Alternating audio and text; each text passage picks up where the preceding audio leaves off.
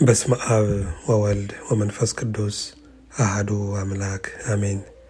የዕለቱ ወንጌል የማቴዎስ ወንጌል ምዕራፍ 9 ከቁጥር 1 እስከ ፍጻሜ።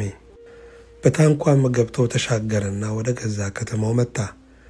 እነሆም በአልጋ የተኛ ሽባ ወደ እርሱ መጥቶ ኢየሱስም እምነታቸውን አይቶ ሽባውን አንተ ልጅ አይዞህ ኃጢአትህ ተሰረየችልህ አለው። እነሆም ከጻፎች አንዳንዱ በልባቸው ይህስ ይሳደባል አሉ። ኢየሱስም ሐሳባቸውን አውቆ እንዲህ አለ፣ ስለምን በልባችሁ ክፉ ታስባላችሁ? ኃጢአትህ ተሰረየችልህ ከማለት ወይስ ተነሳና ሂድ ከማለት ማናቸው ይቀላል? ነገር ግን በምድር ላይ ኃጢአትን ያስተሰርይ ዘንድ ለሰው ልጅ ስልጣን እንዳለው እንድታውቁ። በዚያን ጊዜ ሽባውን ተነሳ፣ አልጋህን ተሸከምና ወደ ቤትህ ሂድ አለው። ተነስቶም ወደ ቤቱ ሄደ። ሕዝቡም አይተው ተደነቁ። ለሰውም እንዲህ ያለ ስልጣን የሰጠ እግዚአብሔርን አከበሩ። ኢየሱስም ከዚህ አልፎ በመቅረጫው ተቀምጦ የነበረ ማቴዎስ የሚባል አንድ ሰው አየና ተከተለኝ አለው። ተነስቶም ተከተለው። በቤቱም በማዕድ ተቀምጦ ሳለ እነሆ ብዙ ቀራጮችና ኃጢአተኞች መጥተው ከኢየሱስና ከደቀ መዛሙርቱ ጋር አብረው ተቀመጡ። ፈሪሳውያንም አይተው ደቀ መዛሙርቱን መምህራችሁ ከቀራጮችና ከኃጢአተኞች ጋር አብሮ ስለምን ይበላል አሏቸው። ኢየሱስም ሰምቶ ሕመምተኞች እንጂ ባለጤናዎች ባለመድኃኒት አያስፈልጋቸውም፣ ነገር ግን ሄዳችሁ ምሕረትን እወዳለሁ መሥዋዕትን አይደለም ያለው ምን እንደሆነ ተማሩ። ኃጢአተኞችን ወደ ንስሐ እንጂ ጻድቃንን ልጠራ አልመጣሁምና አላቸው። በዚያን ጊዜ ዮሐንስ ደቀ መዛሙርት ወደ እርሱ ቀርበው እኛና ፈሪሳውያን ብዙ ጊዜ የምንጦመው ደቀ መዛሙርት ግን የማይጦሙት ስለምንድን ነው አሉት። ኢየሱስም እንዲህ አላቸው፣ ሚዜዎች ሙሽራው ከእነርሱ ጋር ሳለ ሊያዝኑ ይችላሉን? ነገር ግን ሙሽራው ከእነርሱ የሚወሰድበት ወራት ይመጣል፣ በዚያ ጊዜ ይጦማሉ። ባረጀ ልብስ አዲስ እራፊ የሚያኖር የለም፣ መጣፊያው ልብሱን ይቦጭቀዋልና መቀደዱም የባሰ ይሆናል። ባረጀ አቁማዳ አዲስ የወይን ጠጅ የሚያኖር የለም፣ ቢደረግ ግን አቁማዳው ይፈነዳል፣ የወይን ጠጁም ይፈሳል፣ አቁማዳውም ይጠፋል። ነገር ግን አዲሱን የወይን ጠጅ በአዲስ አቁማዳ ያኖረዋል፣ ሁለቱም ይጠባበቃሉ። ይህንም ሲነግራቸው አንድ መኮንን መጥቶ ልጄ አሁን ሞተች፣ ነገር ግን መጥተህ እጅህን ጫንባት በሕይወትም ትኖራለች እያለ ሰገደለት። ኢየሱስም ተነስቶ ከደቀ መዛሙርቱ ጋር ተከተለው።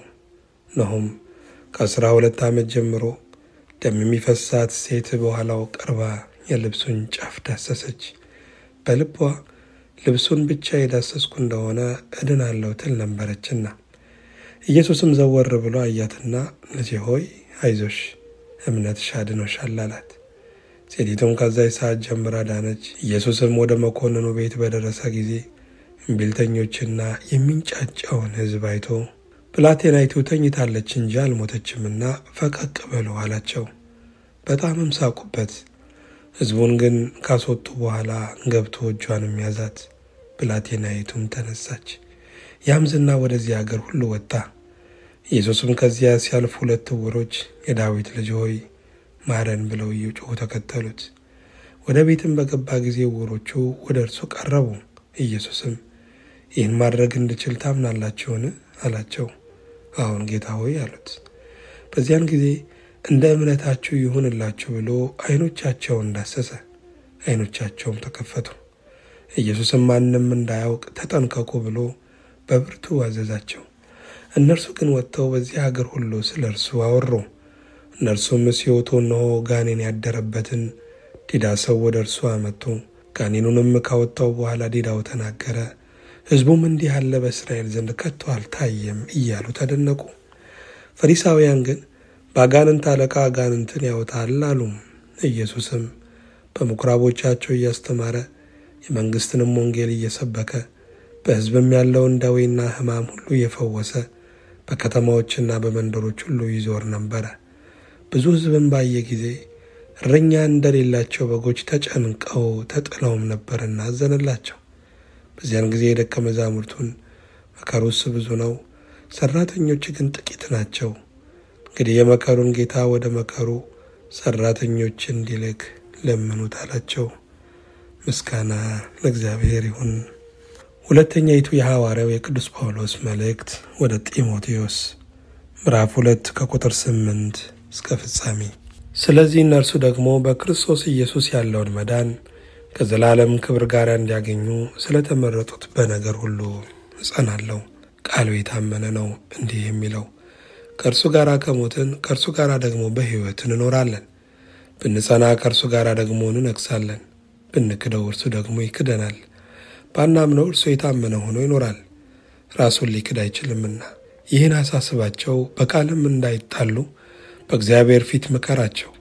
ይህ ምንም የማይረባ የሚሰሙትንም የሚያፈርስ ነውና። የእውነትን ቃል በቅንነት የሚናገር የማያሳፍርም ሠራተኛ ሆነ የተፈተነውን ራስህን ለእግዚአብሔር ልታቀርብ ትጋ። ነገር ግን ለዓለም ከሚመች ከከንቱ መለፍለፍ ራቅ። ኃጢአተኝነታቸውን ከፊት ይልቅ ይጨምራሉና ቃላቸውም እንደ ጭንቁር ይባላል። ከእነርሱም ሄሜኔዎስና ፊሊጦስ ናቸው። እነዚህም ትንሣኤ ካሁን በፊት ሆኗል እያሉ ስለ እውነት ስተው የአንዳንዶችን እምነት ይገለብጣሉ። ሆኖም ጌታ ለእርሱ የሆኑትን ያውቃል።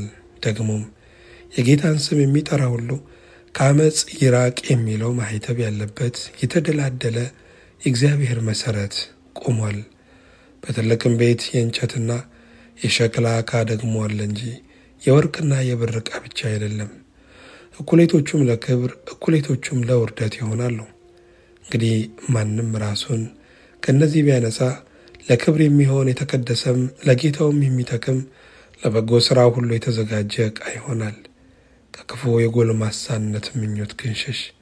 በንጹሕም ልብ ጌታን ከሚጠሩ ጋር ጽድቅን፣ እምነትን፣ ፍቅርን፣ ሰላምን አጥብቀህ ተከተል። ነገር ግን ጠብን እንዲያመጣ አውቀህ ከሰነፎችና ካልተማሩ ምርመራ ራቅ። የጌታን ባሪያ ለሰው ሁሉ ገር ለማስተማርም የሚበቃ ለትዕግሥትም የሚጸና ሊሆን እንጂ ሊጣላ አይገባውም። ደግሞም ምናልባት እግዚአብሔር እውነትን ያውቁ ዘንድ ንስሐን ይሰጣቸዋልና ፈቃዱን ለማድረግ በዲያብሎስ ሕያዋን ሆነው ከተያዙበት ወጥመድ ወጥተው ወደ አእምሮ ይመለሳሉ ብሎ የሚቃወሙትን በየዋህነት ይቀጣል። ምስጋና ለእግዚአብሔር ይሁን። መጀመሪያይቱ የሐዋርያው የቅዱስ ጴጥሮስ መልእክት ምዕራፍ 4 ከቁጥር 12 እስከ ፍጻሜ። ወዳጆች ሆይ በእናንተ መካከል እንደ እሳት ሊፈትናችሁ ስለሚሆነው መከራ ድንቅ ነገር እንደመጣባቸው አትደነቁ። ነገር ግን ክብሩ ሲገለጥ ደግሞ ሐሴት እያደረጋችሁ ደስ እንዲላችሁ በክርስቶስ መከራ በምትካፈሉበት ልክ ደስ ይበላችሁ። ስለ ክርስቶስ ስም ብትነቀፉ የክብር መንፈስ የእግዚአብሔር መንፈስ በእናንተ ላይ ያርፋልና ብፁዓን ናችሁ። ከእናንተ ማንም ነፍሰ ገዳይ ወይም ሌባ ወይም ክፉ አድራጊ እንደሚሆን ወይም በሌሎች ጉዳይ እንደሚገባ ሆኖ መከራን አይቀበል። ክርስቲያን እንደሚሆን ግን መከራ ቢቀበል ስለዚህ ስም እግዚአብሔርን ያመስግን እንጂ አይፈር። ፍርድ ከእግዚአብሔር ቤት ተነስቶ የሚጀምርበት ጊዜ ደርሷልና። አስቀድሞም በእኛ የሚጀምር ከሆነ ለእግዚአብሔር ወንጌል የማይታዘዙ መጨረሻቸው ምን ይሆን? ጻድቅም በጭንቅ የሚድን ከሆነ አመፀኛውና ኃጢአተኛው ወዴት ይታይ ዘንድ አለው? ስለዚህ ደግሞ እንደ እግዚአብሔር ፈቃድ መከራን የሚቀበሉ መልካምን እያደረጉ ነፍሳቸውን ለታመነ ፈጣሪ አደራ ይስጡ። ምስጋና ለእግዚአብሔር ይሁን። የሐዋርያት ሥራ ምዕራፍ 16 ከቁጥር 8 እስከ 15። በሚስያም አጠገብ አልፈው ወደ ጢሮአዳ ወረዱ። ራእይም ለጳውሎስ በሌሊት ታየው። አንድ የመቄዶንያ ሰው ወደ መቄዶንያ ተሻገርና እርዳን እያለ ቆሞ ሲለምነው ነበረ።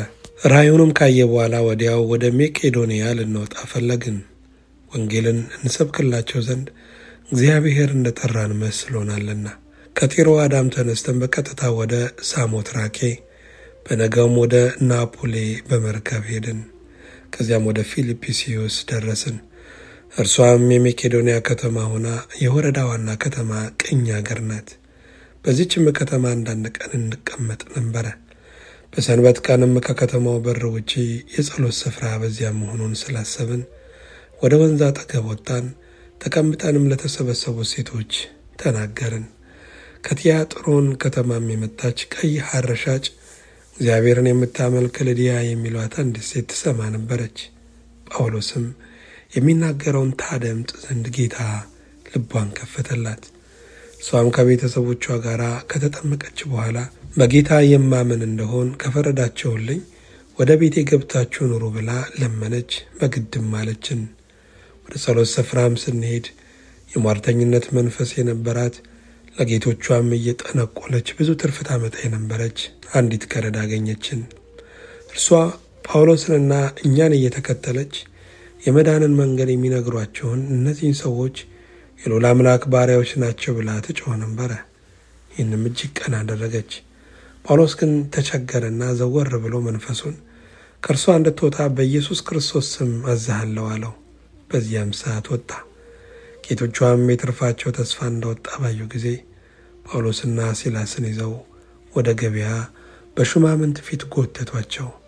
ወደ ገዢዎችም አቅርበው እነዚህ ሰዎች አይሁድ ሆነው ከተማችን እጅግ ያናውጣሉ፣ እኛም የሮሜ ሰዎች ሆነን እንቀበላቸውና እናደርጋቸው ዘንድ ያልተፈቀደልን ልማዶች ይናገራሉ አሉ። ምስጋና ለእግዚአብሔር ይሁን። የማርቆስ ወንጌል ምዕራፍ 15 ከቁጥር 40 እስከ 42። ሴቶችም ደግሞ በሩቅ ሆነው ይመለከቱ ነበር። ከእነርሱም በገሊላ ሳለ ይከተሉትና ያገለግሉት የነበሩ መግደላዊት ማርያም፣ የታናሹ ያዕቆብና የዮሳም እናት ማርያም፣ ሶሎሜም ነበሩ። ከእርሱም ጋር ወደ ኢየሩሳሌም የወጡ ሌሎች ብዙ ሴቶች ነበሩ። አሁንም በመሸ ጊዜ የሰንበት ዋዜማ የሆነ የማዘጋጀት ቀን ስለነበረ የከበረ አማካሪ የሆነ የአርማትያስ ዮሴፍ መጣ። እርሱም ደግሞ የእግዚአብሔር መንግሥት ይጠባበቅ ነበረ። ደፍሮም ወደ ጲላጦስ ገባና የኢየሱስን ሥጋ ለመነው። ምስጋና ለእግዚአብሔር ይሁን።